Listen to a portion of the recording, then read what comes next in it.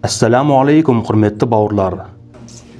Құрметті бауырлар, құрметті ханымдар, баршаларыңызға Аллах тағаланың сәлемі, рахымы, берекесі болсын. Аллах тағала өзін жақсы көретін, өзіне жақын салиқалы құлдарына осы айда қандай сауаптар әзірлеп қойған болса, Аллах тағала біздерді де сол сауаптардан махрұм қалдырмасын.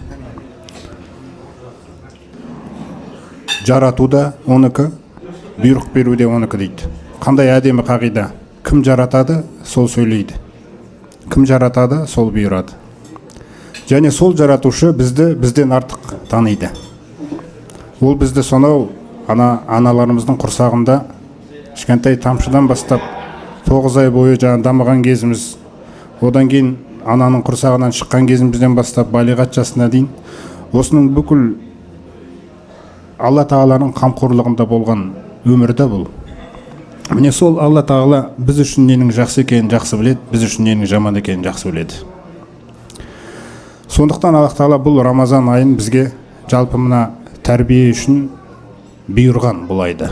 Бұл еді парыз қылған оразасын, сондай-ақ ислам өзіміздің асыл дініміздің бес тірегінің бірі қылғанда. Бұл ораза Рамазан айы өте үлкен мектеп.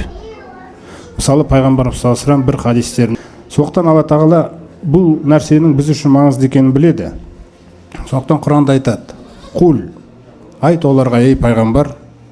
Яғни біз Алла тағаланы жақсы көреміз деген кезде Алла тағала біздің жақсы көрем деген сөзімізді теріске шығармайды. Бірақ соны растаңдар дейді да бізге.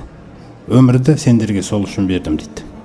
Оны бір күнде растай алмаймыз біз. Соқтан Алла тағала бізге ұзақ өмір береді. Соған жет деп. Әрбір күнің сол күнді күтіп жүрді. Әрбір өтіп баратқан күн сол Алла тағаланы лайықты деңгейде жақсы көрем деген күніңіз қашан келеді, сол күнді күтіп жүрді сол. Сол үшін осы ғұмыр өтіп отыр. Соқтан Алла тағала айтады: "Қул ин кунтум тухибуналлах." Егер де сендер Алла тағаланы жақсы көретін болсаңдар, фаттабиуни дейді. Қараңыздар пайғамбарымыз не деп айтады? Егер де сендер Алла тағаланы жақсы көретін болсаңдар, онда дереу маған еріңдер, ілесіңдер. Мен құсап 5 уақыт намазды оқыңдар, мен құсап осы Рамазан айының оразасын ұстаңдар, мен құсап өсек айтпаңдар, мен құсап ғайбат айтпаңдар, мен құсап құрметтеңдер туысқандарды, көршілерді дегендей. Міне осы махаббат бұл өте маңызды. Соны Алла тағала осы айда сынауды қалады. Қалай сынайды қараңыздар, қандай әдемі жасаған Алла тағала бізге. Рамазан айында бізді Алла тағала харам нәрселер былай тұрсын. Адалды мен үшін тастай аласың ба деді ғой. Мына суды, тап таза су мынау. Осы таза суды мен үшін кешке дейін тастай аласың ба деді. Мына тағам, тап таза тамақтар. Осы тағамды мен үшін тастай аласың ба деді кешке дейін. Осыны істеп берсең, мені жақсы көргендігін дәлелдейсің дейді. Шамамыз келген амалды беріп отыр ғой. Өйткені біз пайғамбарлар сияқты махаббатты көрсете алмаймыз да, мысалы. Бірақ біз әркімге белгілеген шамасы бар. Сол Рамазан айында көрсетші маған менің тағамнан да сусыннан да артық екенімді өзіңе. Содан біз осы өзіміздің істеп жатқан нәрсемізді маңызды түсінейік та. Сіз таңертеңнен кешке дейін судан, тағамнан тоқтап жатсыз қазір. Не үшін деген кезде мақсатыңызды біліңіз. Мақсатты білмесеңіз босқа шаршап қаламыз бұл айда. Күн ыстық болды деген сөздерді айта бастаймыз. Күн созылып кетті, ауырып қалдым, кеше дұрыс ішпеп едім, сәресін, асқазаным ауырды деген сөздер бізді жағалап жүреді. Бұның бәрінде Алла тағалаға деген махаббат көрінбейді. Сондықтан сіз біліңіз, істеп жатқан ісіңізде мақсатыңызды. Сіз Алла тағаланы жақсы көрем деп істеп жатсыз да бұны. Мен Раббымды судан артық жақсы көрем. Шөлдеген кездегі. Мен осыған көмектесетін пайғамбарымыздың бір дұғасын айтайын. Пайғамбарымыз мынандай дұғаны жақсы көретін, және айтатын: "Аллахумма инни ас'алука хуббака." Тыңдап отырыңыздар, мағынасын жаттап алсаңыздар да болады. Аллахым, мен сені жақсы көруді сұраймын. Қараңыздаршы. Және сенің мені жақсы көруіңді сұраймын дейді. Ва хубба амалин юқаррибуни иля хуббик. Сондай-ақ мен сенен, я Раббым, сенің махаббатыңа жақындататын амалды жақсы көруімді сұраймын. Қараңыздар. Мен кез келген бір әр нәрсені жақсы көре бермейін, Раббым. Сен қай амалды жақсы көрсең, мен соны жақсы көрейінші. Сенің махаббатыңа қай амал алып барады, мен соны жақсы көрейінші. Сосын дұғасының соңын қараңыздар. Уажғал хубби, қараңыздар. Ашадду минал маил барид. Сондай-ақ менің саған деген махаббатымды, қараңыздар, саған деген жақсы көруімді салқын судан да артық қылшы. Айнда зома, шөл деген кезде дейді. Шөлдеп тұрған кезде су мен үшін қандай маңызды болса, сол су сенен артық маңызды болмасыншы маған деп отыр ғой. Өйткені бізді ұстап тұрған Алла ғой тіршілігімізді. Сіздің бүкіл қол жеткізіп жатқан жақсылығыңыздың бәрі Алланікі асылы.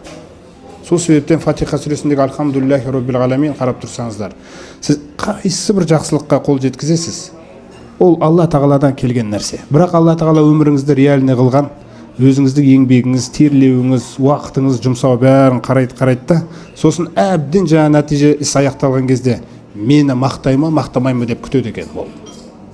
Сол кезде сіз жаңағы ақыл салсаңыз, ақылыңызды кім берген? Буындарыңды салсаңыз таңертең кешке дейін кім берген? Оның арасына тамақ ішіп жедіңіз, кім берген? Ішкен тамағыңызды кім асқазаныңызда қортқызып отқан? Мысалы, қаныңызды кім бойыңызда жүгірткізіп отқан? Міне осының барлығы Алланы танымаған адамға осындай бір жасырын құбылыс болып қалып жатыр да. Бірақ сіз үшін бұның бәрі айқын ғой. Сондықтан сіз қай істі істесеңіз де альхамдулилля деп істеуіңіз, бұл Алла Тағалаға деген махаббатыңыз да. Осы Рамазан айында Аллаға деген махаббатымызды дәлелдейтін ай ғой. Қазір нешесінші күні, бүгін 13-ші күн. Міне енді Құдай қаласа бір жартысы қалды ғой. Жартысынан астам бір 2 күні бар тағы. Енді осы күнде мен дәлелдемесем, Алла Тағаланы жақсы көретінімді мен қашан дәлелдеймін оны? Осы айда өте белсенді кірісуіміз үшін Алла Тағала 3 үлкен құбылысты жүзеге асырды ғой. 4-еу десек те болады. Хадисте 4-еу келген. 4-еуін айтайын мен. Жаңа пайғамбарымыз салсам, иза дахала шахру рамадан футихат абуабус сама. Рамазан айы кірген бетте 7 қабат аспанның есіктері толығымен ашық дейді. Енді оны ойлаңыз, ол кім үшін ашылған ол? Ол сіз үшін ашылған да. Сіздің үмітіңіз сол жаққа қарай кетсін деп жатыр ғой. Мына жерден басыңды көтер деп жатыр. Қараңыздар. Иссаққалтум алал арди деген аят бар Құранда. Бір нәрсені бұйырсақ дейді, басыңды төмен қаратып жерге қарап алдың ғой дейді. Алла Тағала қараш қалай сөйлейді. Жерге салмағыңды салып алдың ғой дейді да. Осы жерде мәңгі жаңағы сен жасайтындай. Соқтан кішкене қарасаш дейді. Қараңыздар. Мақсатыңды кішкене көтерсеш жерден басқа дегендей мәселені айтып отыр. Сонда 7 қабат аспанның есігі ашық сіз үшін. Бұл не деген сөз? Сіздің қай тілегіңіз бар орындалмай жүрген? Сіз сол тілегіңізді қазір көтермесеңіз, осы 30 күн бойы шырылдап тұрып бүйтіп көтермесеңіз, кім істейді оны сіз үшін?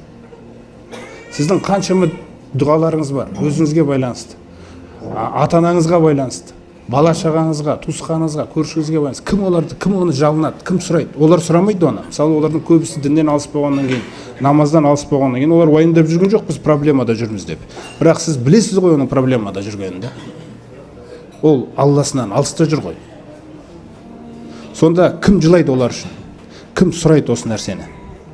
Сондықтан босқа өткізбеңіз. Мына 7 қабат аспанның есіктері ашық. Қазір дұғаларыңызды көтеріңіз. Күніге көтеріңіз да. Қандай нәрсеге дейін көтеруіңізге болады дұғаны қараңыздар. Ар жағында футихат абуабул жанна. 7 қабат аспанның есігін жаңағы ашып тастады дейді Алла Тағала. Одан кейін жәннаттардың есіктерін ашып тастады. Қараңыз, жәннаттарға қазір жәннатқа дейін сұрайтын ай ғой. Жәннатты қатты сұрап алатын ай. Пайғамбарымыз саллаллаху алейхи ва саллям бір хадисінде соны айтады. Ма мин муслимин дейді. Ясалуллаха азза ва жалла ал-джанната саласа марратин қат. Бір мұсылман жоқ жердің бетінде дейді. Егер де ол 3 мәрте сұраса дейді, Аллахым маған жәннатты берші. Аллахым маған жәннатты берші. Аллахым маған жәннатты берші деп сұраса шын жүрегінен. Илля қалатил жанна робби адхилху ияя. Раббым, оны маған кіргізші деп жәннат айтпай қоймайды дейді. Қараңыздаршы. Жәннаттың есігі ашық тұр ғой. Не үшін ашық тұр ол? Сіз сұрап жатқан кезде ол да сөйлейді екен. Өзіңіз ойлаңыз қандай нәрсе болып жатыр да.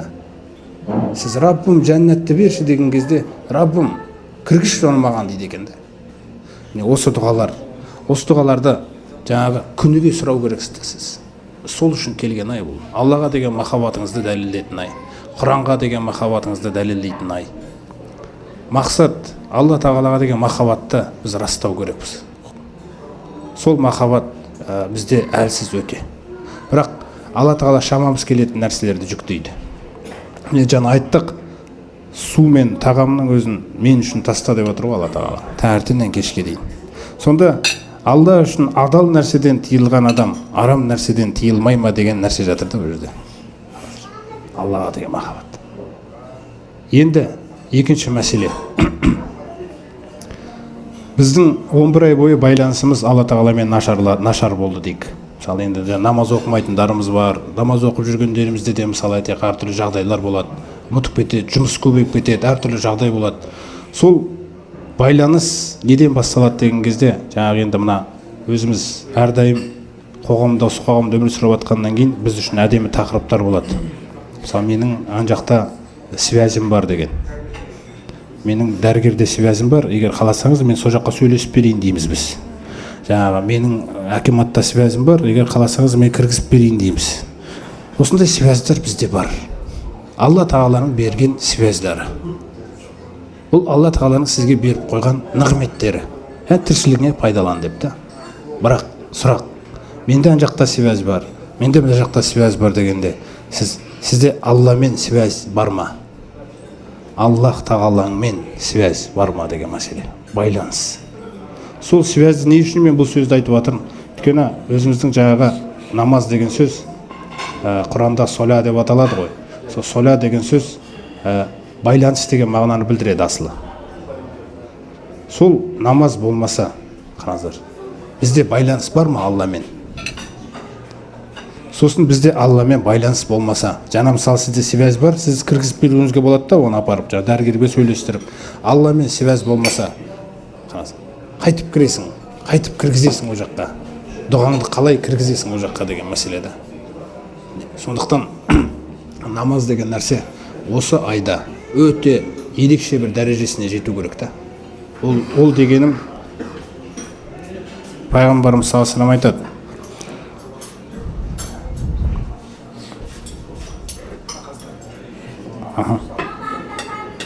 Адам намаз оқыған кезде, намазға тұрған кезінде таудай күнәсімен қоса келеді дейді намазға. Күнәсімен қоса келеді дейді. Сөйтіп сәжде рукуғын жасаған кезде жаңағы күнәлар түседі дейді. Енді ойлаңызшы, жаңа айтып отырмын ғой, егер ол намаз болмаса, онда ол күнә күннен күнге не істеліп жатыр? Жиналып жатыр. Сол нәрсені яхмилуна аля зухурихим, қиямет күні олар арқаларына арқалап алып келеді дейді. Оларды кешіретін намаз болмаған. Намаздың маңыздылығын қараңызшы қандай. Бұл сіздің кітабыңызды күніге тазалап отыру үшін келген нәрсе екен ғой бізге. Сосын Рамазан айының кереметі, Рамазан айы 11 ай бойы былғанған мына жүректі бір айдың ішінде тап-таза қылып береді екен да. Рамазан айы. Сөйтіп сіздің тақуалығыңызды, Алла тағаладан байланысыңызды қуаттап, ертең көресіздер, 11 ай Рамазан біткеннен кейін келесі 11 айға қарай шығарып жібереді бізді. Сол 11 айға қарай шыққан кезде жаңағы қаншалықты біз өзіміз бұрынғы әдеттерімізге қарсы тұрып күресе аламыз, тілімізді қаншалықты сақтай аламыз, сол кезде байқалады біздің бұл оразадан не жинап шыққанымыз, қандай бір күш рухани біз жинап шықтық та. Сондықтан бұл айда тамақ кеп қалды, ең бірінші нәрсе сол осы Рамазан айының оразасын жаңағы таңертеңнен кешке дейін Аллаға деген махаббатпен ұстау, ниетті жаңғырту керек. Сондай ниетпен бұны өте ләззат алып, риза болып ұстау керекпіз да бұны біз. Бірінші нәрсе. Екінші нәрсе, бұл айда намазымызды кішкене жақсылайық. Яғни 3 рет субхана роббиял а'ла деп айтып жүрсек біз басқа айларда, бұл айда кішкене 5 оқып айтайықшы. Өзіңіз жеке оқып тұрған кезде 7 оқып айтшы тіпті. Махаббатыңызды көрсетші. Раббым, мен сені жақсы көрем деген нәрсені. Жаңағы 3 рет айтылатын субхана роббиял а'ланы 5 оқылайық. 7 оқы, шамамыз келген нәрсе осы. Бізден артық нәрсе сұрамайды Алла тағала. Бірақ сізде жаңағы бір даму деген нәрсе тұру керек қой. Адам өмірде прогресс деген нәрсені жақсы көреді ғой, дұрыс па? Өскісі келеді. Бұл деген нәрселер болады. неге Алланың алдында біз өсуімізді қаламаймыз? Неге Алланың алдында біздің намазымыз кішкене өспейді? Неге біздің оразамыз былтырғы оразаға қарағанда биыл өспейді?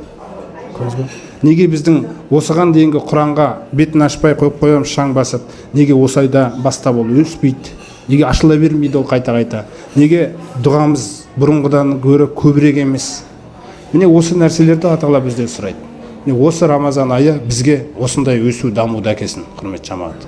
Осындай жақсылықтарға қол жеткізейік, иншалла. Осы мағыналар үшін жаңа айтылған сөздер Алла қабыл етсін. Баршамыздан. Бауырлар, видеоны соңына дейін көргендеріңізге Аллах разы болсын. Арнамыздағы басқа да роликтерге мән беріп көрсеңіздер. Назарларыңызға рахмет. Ассаламу алейкум ва рахматуллахи ва баракатух.